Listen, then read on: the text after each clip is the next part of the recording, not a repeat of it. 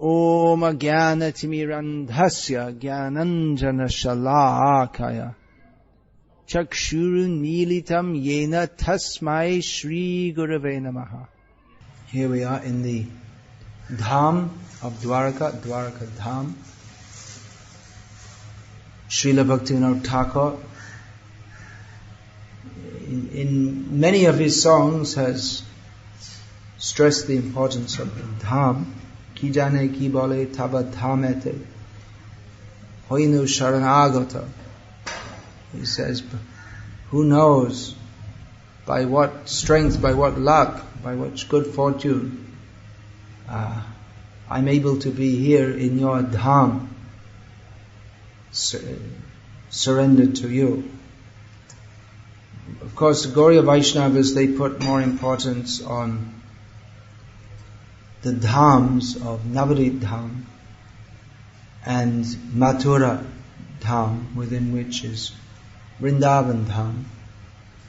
Dwaraka is known as a Dham. There are the 4 dhams, famous dhams in the 4 cardinal directions, the extremities of the 4 cardinal directions of the land of Bharat. Here in the west is Dwaraka, in the north is Badri, in the east is Puri, and in the south, or not in the extreme south, but in the southern direction, is the Dham of Rameshwaram. There are another Char Dham is in the Himalayas, including Badri, and also Yamunotri, Gangotri, and Kedar. Now, Dham, this word has various meanings. The most basic meaning is residence. The residence or the eternal abode of the Lord within this world is, from the Vaishnava perspective, the actual meaning of the Dham. And then that also becomes the Dham, or the place of residence of the jivas, because we don't belong here in this material world. This is called Devi Dham. That's described in Sri Brahma Samhita. What is that verse? Yeah, Haridhama Suteshu Teshu. How does that begin? That verse? Ayahiyasi Jagadanda Shatani Sute Chaigunya Visha. No, we're in the wrong verse. Alright, well, just take a second to look it up. Shrishti Stiti, no, that's to do with Devi. Anyway, this is Devi Dham, Srimad Bhagavad Gita. Is Twinder going? No, not that one. There's Brahma Samhita, somewhere near the end here.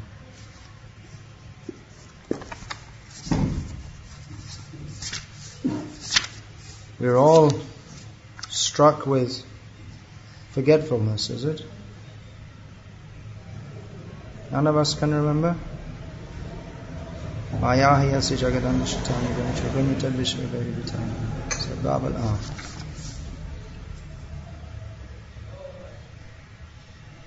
Golokanamni Nijadhamni Tale Chatasya Devi Mahesha Haridhama Suteshu Teshu Te Prabhava Nichaya Vihitas Chayena Govindam Adi Purusham Tamaham Bhajami. So we're in Devi Dham. This is the Dham, or place of residence, which is overseen by Devi. Devi here means the manifestation of the external energy of Krishna. So there's Devi Dham, and above that is Mahesh Dham, the abode of Lord Shiva.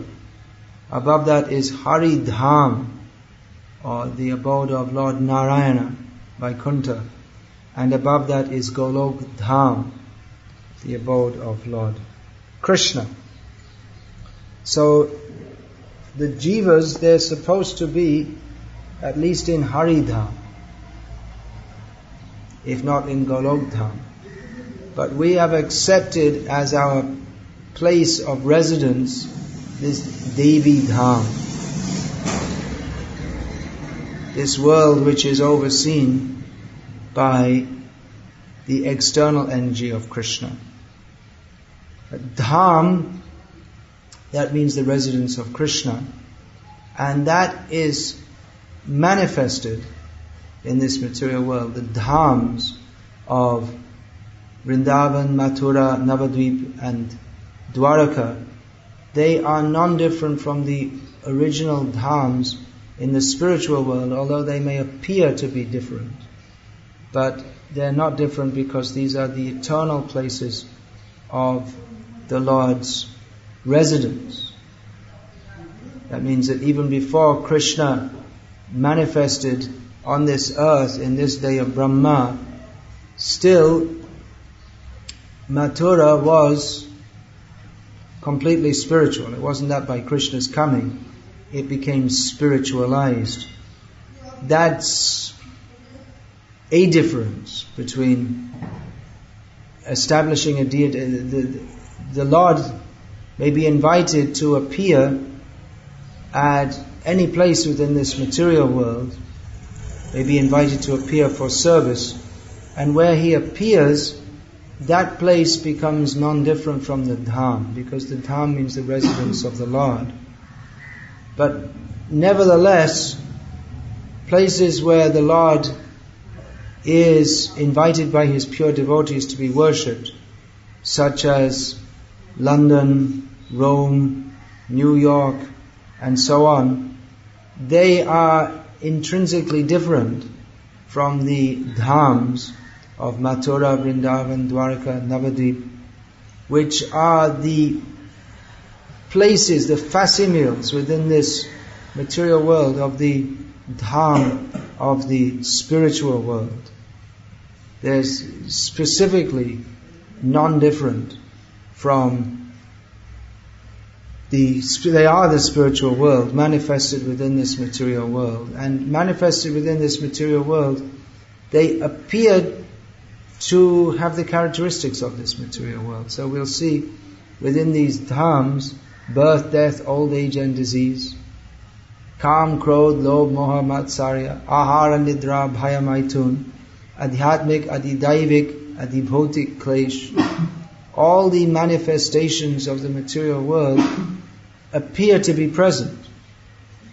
But Srila Bhaktivinoda Thakur has described that this is prodhamaya. This is a covering over the dham.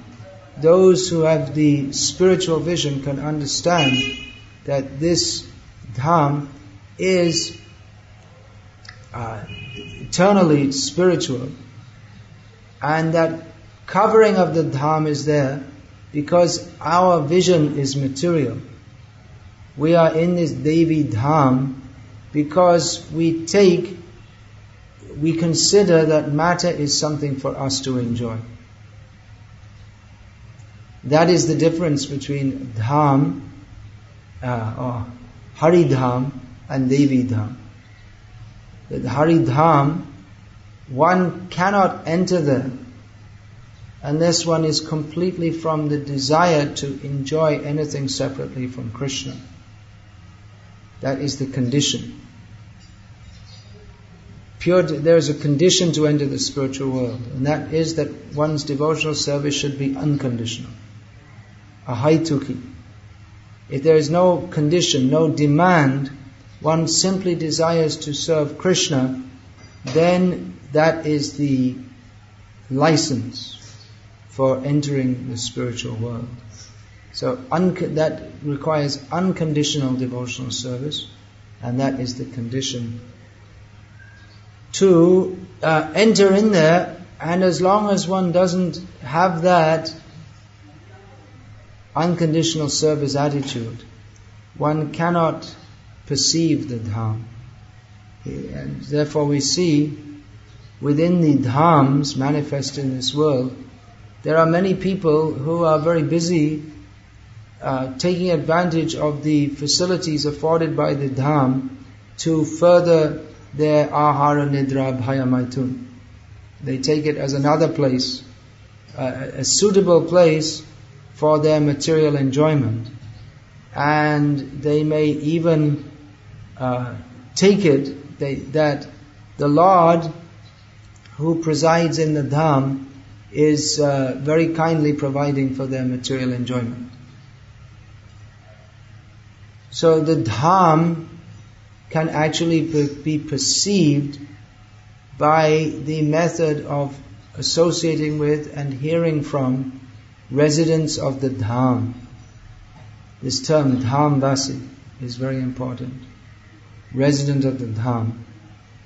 In conventional terms, that's understood to mean someone who is born in the Dham or who has decided to reside in the Dham.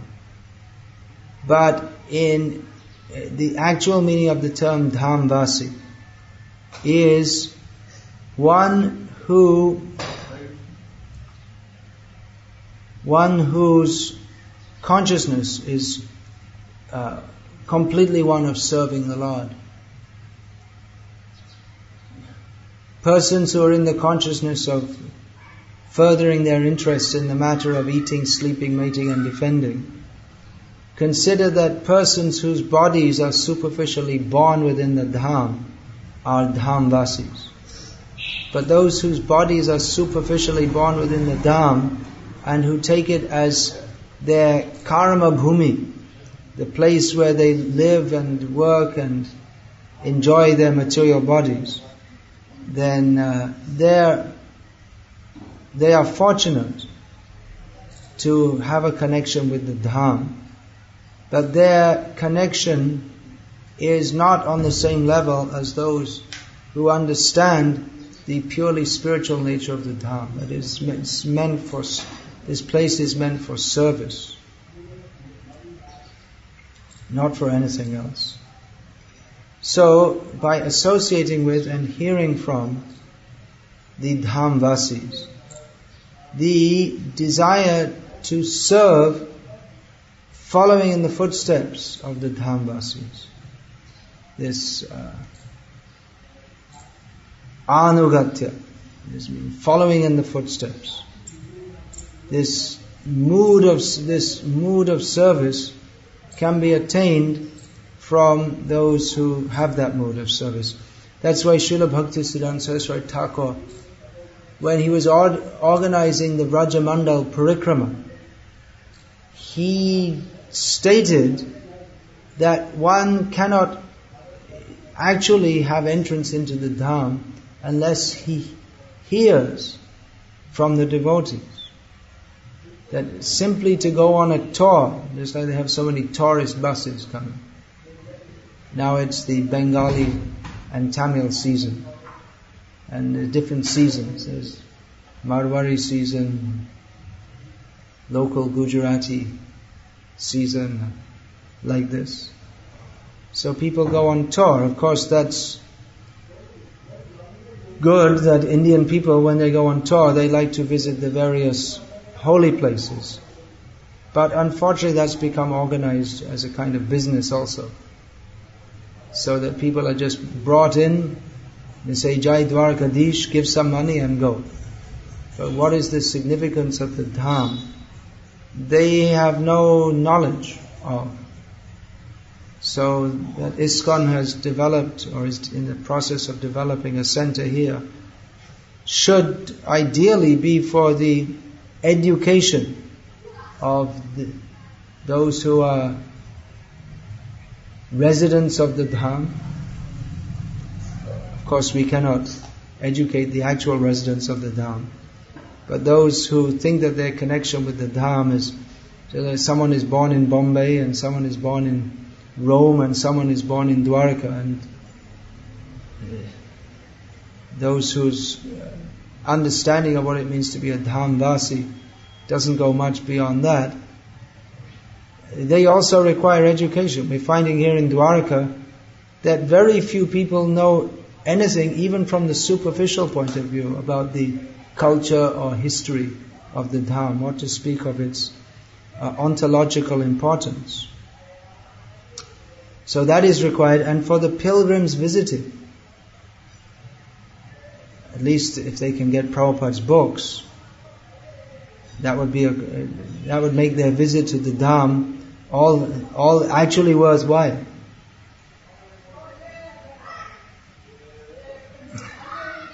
Now, we find that in Gauriya Vaishnava teachings and culture, great importance is given to Vrindavan Dham and to Navadvip Dham.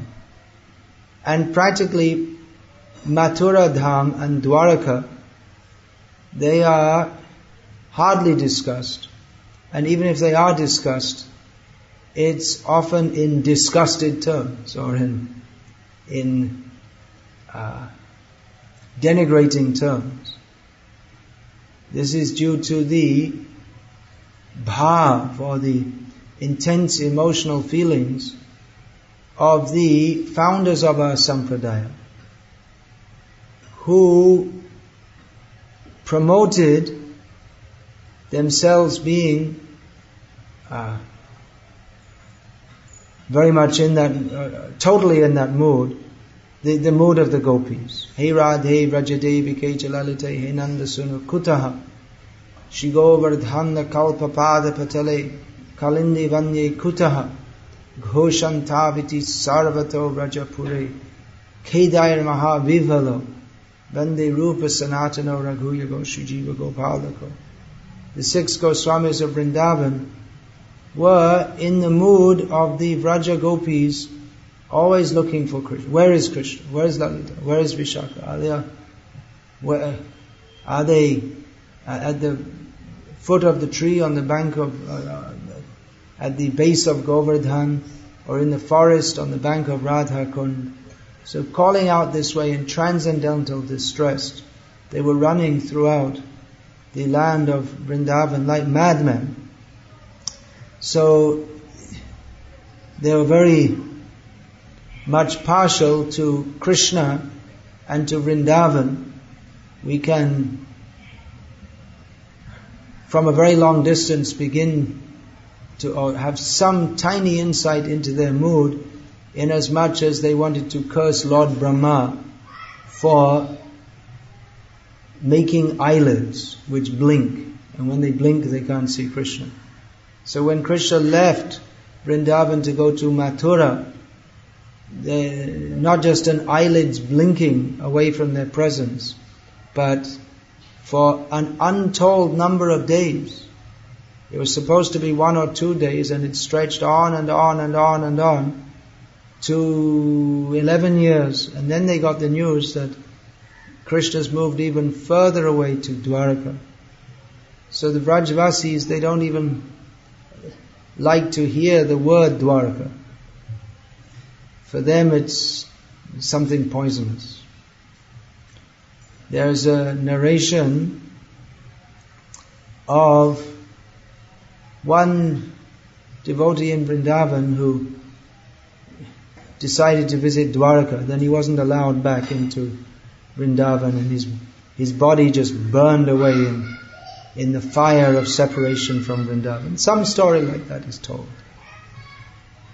However, we find that Nityananda Prabhu, he visited Dwaraka before meeting Chaitanya Mahaprabhu. Of course, he's eternally associated with Chaitanya Mahaprabhu.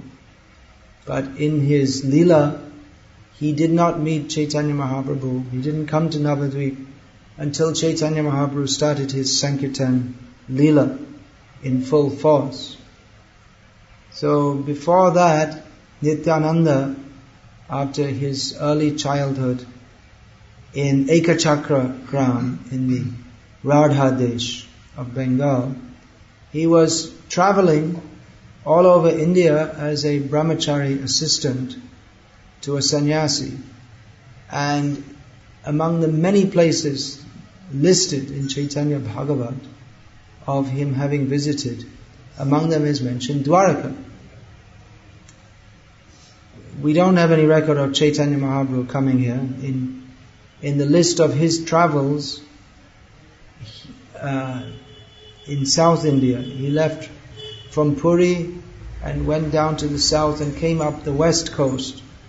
And we have information of him coming as far as the Narmada and then turning east and then going against the current of walking against the current of the Narmada through central India and coming to the eastern side and coming again to Puri. There are villages north of the Narmada which record in their local folklore, it's stated that Chaitanya Mahaprabhu visited there. But at least in the authoritative books, there's no record of him having visited Dwaraka. Srila Bhakti Siddhanta Saraswati Thakur, he visited Dwaraka. He is himself a great promoter of the principles of Rupa Goswami. Rupa Anuga Viruddha Apasiddhanta Dvanta Hari. He is that person who removes the darkness of the mistaken understanding that is against the principles of Srila Rupa Goswami Prabhupada. So he visited Dwaraka. So we can't say that it's against our principles to do so. And our own Srila Prabhupada many times stressed that we shouldn't only see Krishna as Krishna in Vrindavan, but all his pastimes are important. Even and practically for those of us who are in materialistic consciousness, his pastimes of creating the material world are most important for us to understand. What to speak of his pastimes in Dwaraka. Sanatana Goswami has also described Lord Krishna's pastimes in Dwaraka, but he does so in a way which points to the supremacy of the Vraja Leela. So we're not trying to deny that. There's no doubt that Krishna's Vraja Leela, that is the most important, that is the highest.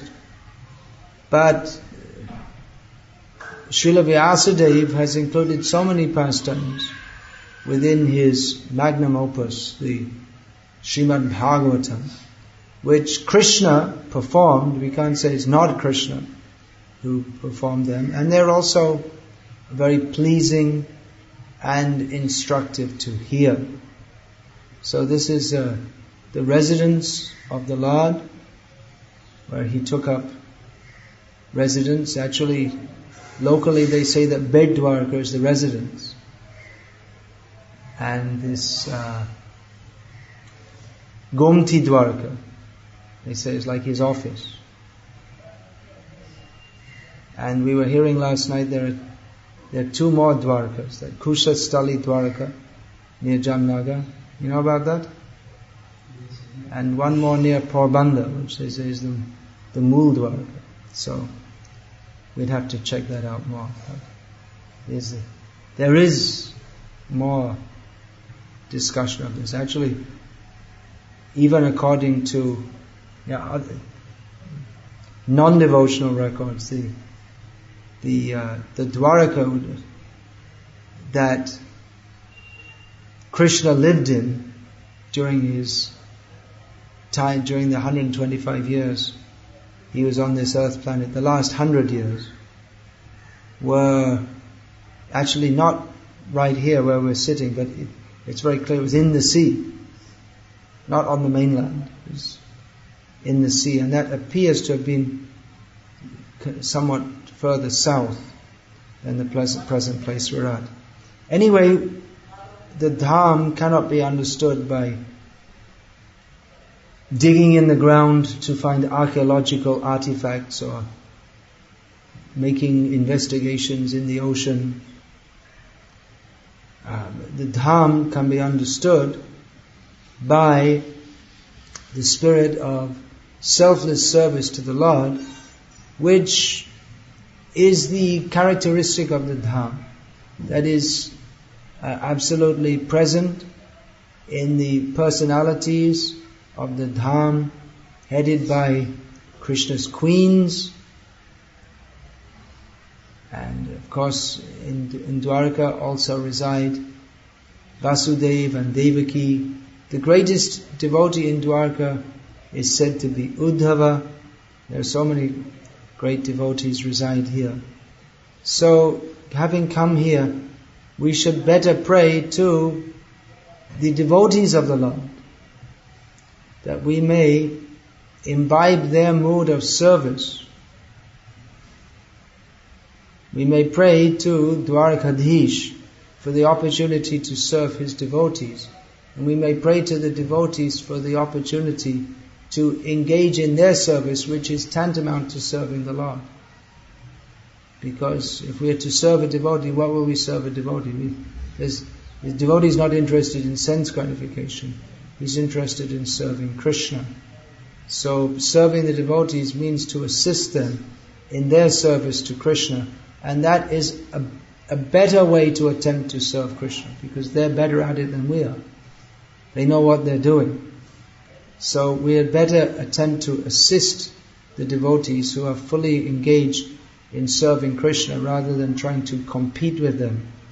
Rather, if we can in any small way assist the devotees, or assist those who are assisting the devotees, or assist those who are assisting those who are assisting the devotees, in this way, if we can be das, anudas, anudas, anudas, this shall be the perfection of our existence.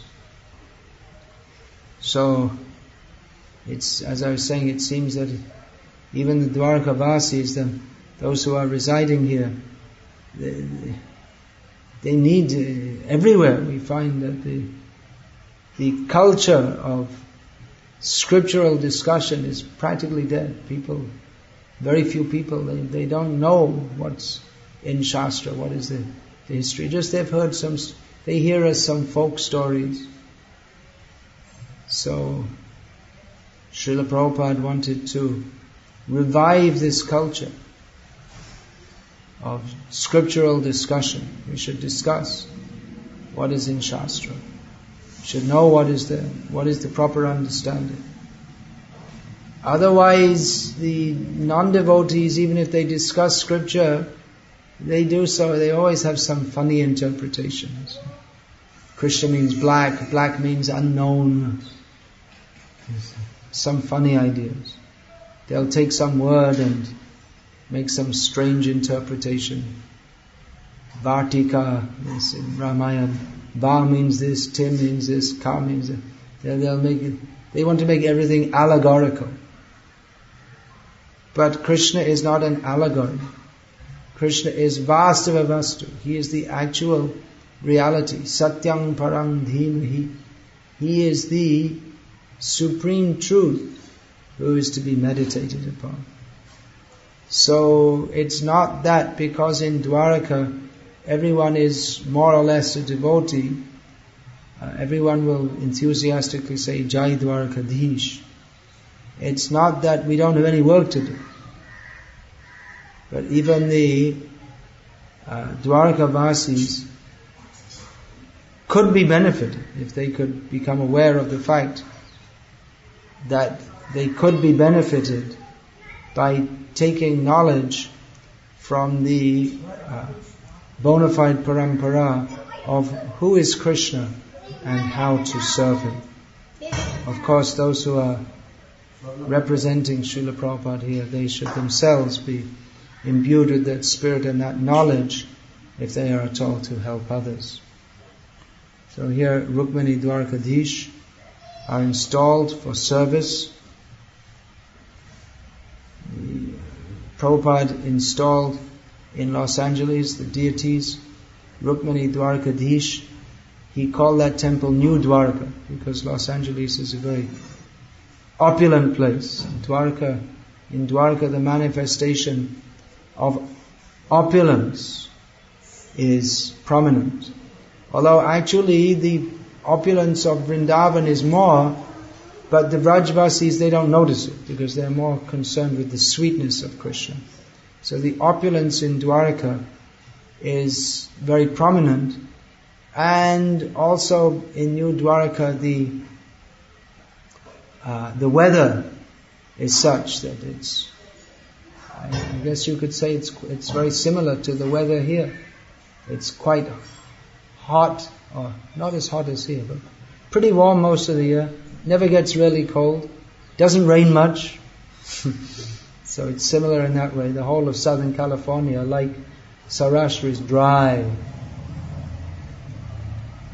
And apparently Prabhupada said that at some point, it's a well-known saying, although it's not officially recorded.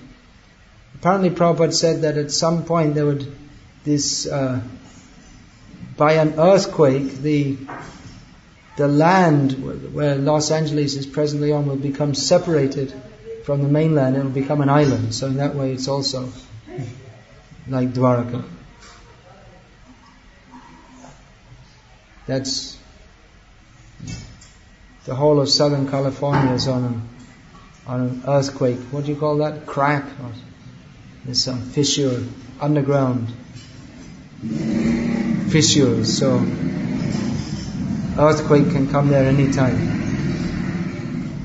as it has recently. A few years ago in San Francisco, there's some earthquake. So, but interestingly, Prabhupada, when he was talking about Rukmini Dwarkadish, he would refer to them as Radha Krishna. And Rukmini Dwarkadish in Los Angeles, as he has his flute. So in Dwaraka, Krishna is not famous for holding a flute. Although it's not that he's without it, he's always thinking of that. So the Dwaraka Vasis, they're about Rukmini Dwarkadish, he would refer to them as Radha Krishna. And Rukmini Dwarkadish in Los Angeles, as he has his flute. So in Dwaraka, Krishna is not famous for holding a flute. Although it's not that he's without it, he's always thinking of that. So the Dwaraka Vasis, they're quite content to be under the care of Krishna. The Vrajavasis, they have a different mood. They're not so... Well, there are different Vrajavasis also.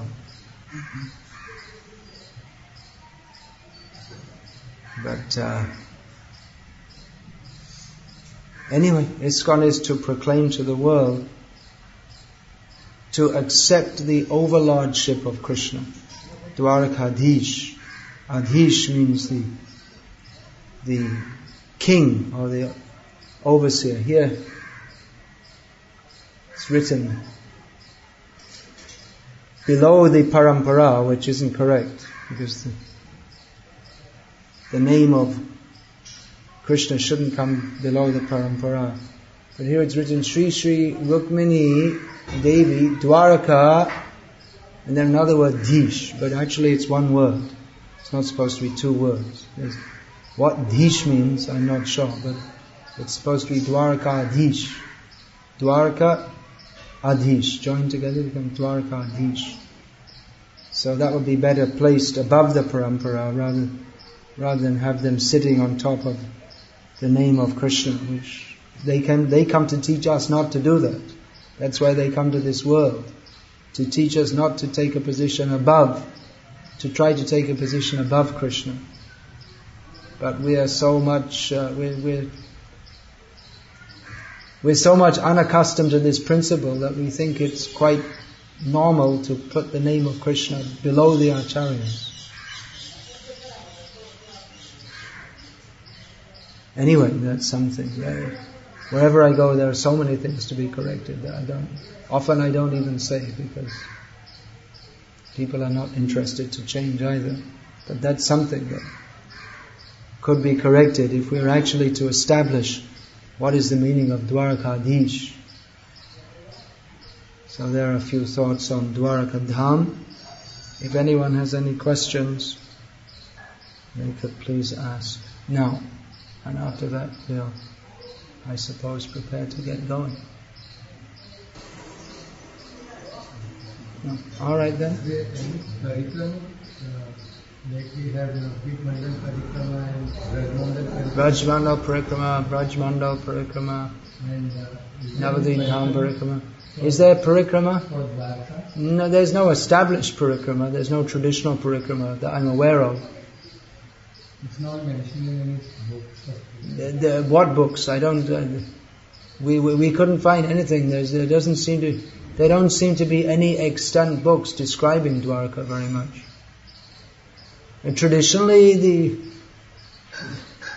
the three paramparas, the three Vaishnava paramparas who concentrate on Krishna, they are the Madhva Sampradaya, which has, as you could say as a branch, the Gauriya Sampradaya, the Nimbak Sampradaya, and the Vallabh Sampradaya, which is the current manifestation of the Vishnu Swami Sampradaya.